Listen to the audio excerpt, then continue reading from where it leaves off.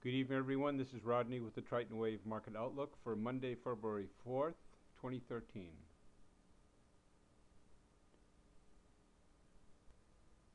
All right, let's take a look at the big picture on the ES, the S&P minis. Now, you can see that this run, since the end of March of '09 is almost on this line right up here. It's a little bit above this line, but if you draw it back a little bit, it was actually higher back here. So we're breaching the 1500 area. If you remember correctly, I'm going to draw a trend line here just so you see what I'm talking about. The trend line between these three peaks on the futures, and then I want to show you the peak that is in line with this top peak right here is this peak. And then there's this peak, and now there's a third peak. So you can see that this peak right here, and this peak right here, and this peak right here, these higher, lower, high, lower, high, higher, lower, high, lower, high. As the futures go up in this, whoops, let me get another pen here.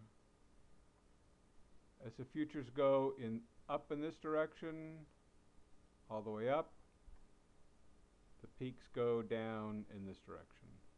That's a sign that things are getting very, very tired on the upside. One of the things that I wanted to point out to you that I think I did in the last video was the classic. Not only is this in a move from peak to peak to peak, but this is a absolutely classic right here. And I'm going to blow this up in a second. So just okay. This is a classic case of a 1272 extension. This purple line right here is a 1272 extension of this high to low. So you can see by the moves in the waves, in terms of timing these waves. This is a long one, this is a shorter one, and this is probably going to be an even shorter one. And you can see it's already starting to, looks like it's starting to roll over. There's a lot of indecision about whether we should make these go on to absolute new highs of 1560.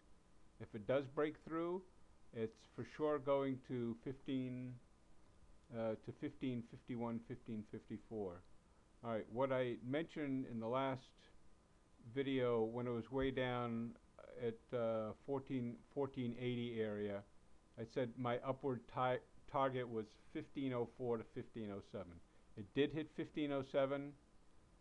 In fact, it hit like probably 2 points higher. I think it hit 1509 something, and it closed at 1506.75. So we'll have to wait till Monday to see what's going on. Right now it's only down 50 cents.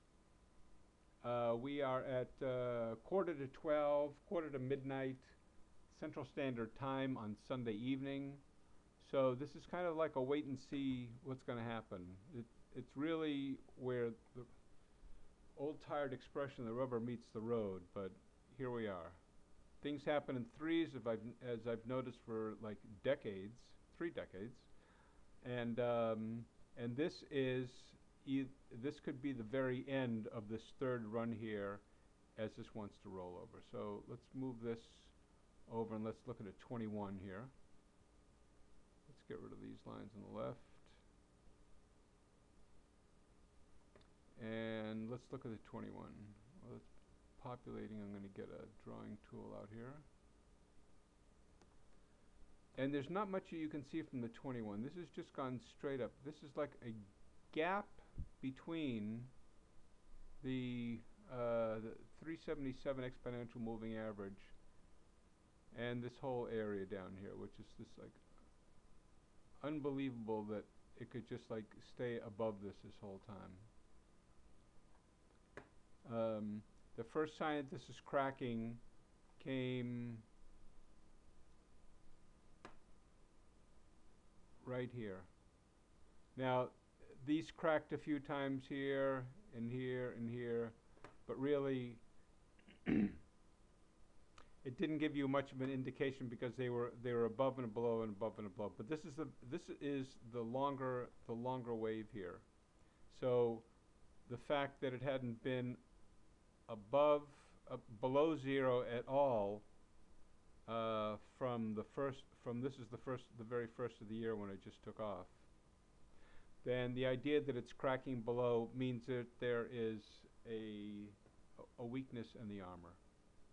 So if we look at, let's see where some day trades may have been here.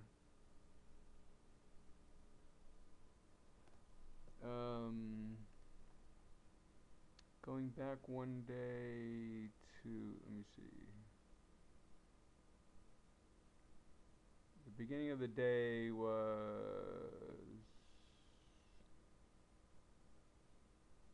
okay, right in here, and the day before that. These lines were on here before, but I actually had to restart my computer and all the lines disappeared. All right, so this was the first move above zero right here. Let me get a pen out again. These are nice short-term moves that are good for like 4 or 5 points. 4 or 5 points each up to 377 when it hits that. As long as the daily's up, you don't want to counter trend the daily, or you can actually counter trend the 21. You don't want to counter trend the 21. Oops, let's get that back in the right time frame here.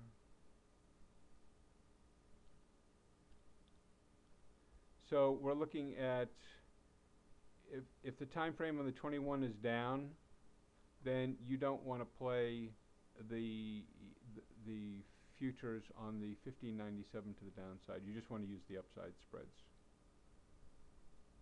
So, for instance, this is like a perfect example of how the waves work. This is a move, this wave here, as this goes almost completely sideways here, the waves are, whoops, right here and right here. They're higher lows, and then it breaks through right here. And right here is a buy, and that buy goes all the way up to right about at 2 o'clock in the afternoon on Thursday, and then it just completely breaks through to the upside. And it stays long until this period right here, which was right at the close. So right now we're flat to down. This should move back to 1503, maybe a little bit lower. If it moves back to 1503 and does a dance around there, and the T5 moves below zero, then there's a good indication that this will. This is the line in the sand for day traders. If it moves below zero, it'll probably come down here, and then come back up. And your sign to get back in on the downside would be right here, and down to the old lows from yesterday, which is 1491. Now on the 21-minute chart, 1491 is right about here. So if it does take that out, there's no reason why it can't keep on going down to 1500. I'm sorry, down to this white line, which is the 233 exponential moving average of 1490, and then possibly to 1480. So you just have to watch out for that. All right, I wanted to take a look at Apple because that is my favorite stock to look at, because it just bounces all over the place. And Apple right now, on a daily, as I've indicated in the past. The daily is below zero on the longest wave in my arsenal that happened on 118, 119, 118, 122, so all of last week. And it's the first time that it's been below zero since May of 2009, when the stock was selling for 125. So that puts Apple in kind of position that you want to say, hang on, let me get a, wait 1 second. All right, so I went ahead and added more exponential moving averages because we've blown out all of them. So you can see that the 8-period moving average has been below the 21 since December 4th on Apple, and it's crossed. It bounced off of the 377, and then the cash price moved above it, but then the 8 and the 21 crossed below the 377 and is now approaching the 610 exponential moving average, while the cash prices bounced below it and never really bounced back above the 377. Which leads me to one conclusion, and the only hope that this was going to go above, it tried to do that on 123, January 23rd. I don't remember exactly what the news was or what they were coming out with in any of their their projections or their products or their number of sales, whatever it was. And I like Apple. I mean, I just bought a new Apple, a 5, an iPhone. It doesn't mean that just because I like the stock, which a lot of people get mixed up, that that you like the product, that the stock is a good buy. In this case, this is below zero. This is a death knell for Apple right in here. And also, all these below zero, same thing. Also, this below zero, same thing. And this is where this little baby is headed for, right here. That is 388. Now, I know that a lot of you will be completely distraught if it hits 388, but that's going to be, it's not a buy until it hits that. If you remember correctly, I had a sell on this at right in here when T1 crossed over on the daily in October, when it was selling for 667, 670, and I told you my target was right here, this line right here. You can go back and look at and listen to the videos from that day. My target was 513, and it actually hit 507, which isn't bad considering that it came from all the way up here. So this is my target, 388 on Apple, and it also matches. It happens to match this line of tops that's coming in here, right in here. This line of tops right here, right here, right here, and right here. So we'll see what happens. That's my target in it for right now. Let's look at the 21 to see what the short term is doing. And so far, the short term, it had a bad reaction back in on 124, and then it bounced down. It had a little bit of a bounce back on T1 and T2, and then T1 and T2 started to. They're not quite completely rolled over yet, but they're getting really close. So for a complete rollover, you'd want to see T1 go below zero. If you want to look at the 987 tick chart to see what it's doing. Okay, let's look at a little smaller one. Let's look at the 610 maybe. Sometimes you can read these. Sometimes you can read the waves with the real short term. Sometimes it's a little more difficult.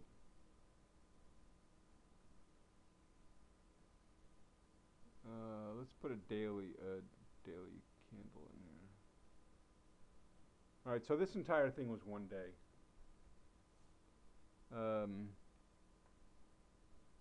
So if you look and see,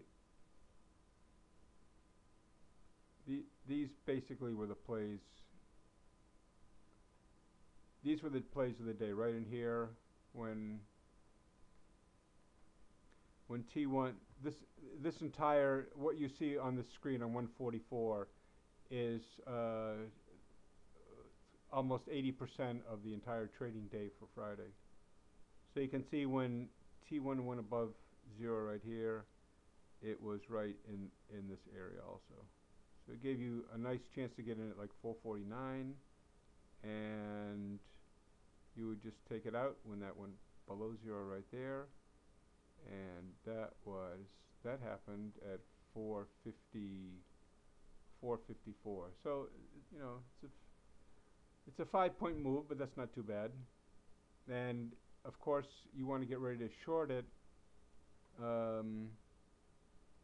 whenever this major move makes a wave down again, because then you are in the direction of the daily, and you'll be in the direction of the 21, which if this rolls over, when this rolls over here, this will also roll over, and this T1 and T2 will be below 0.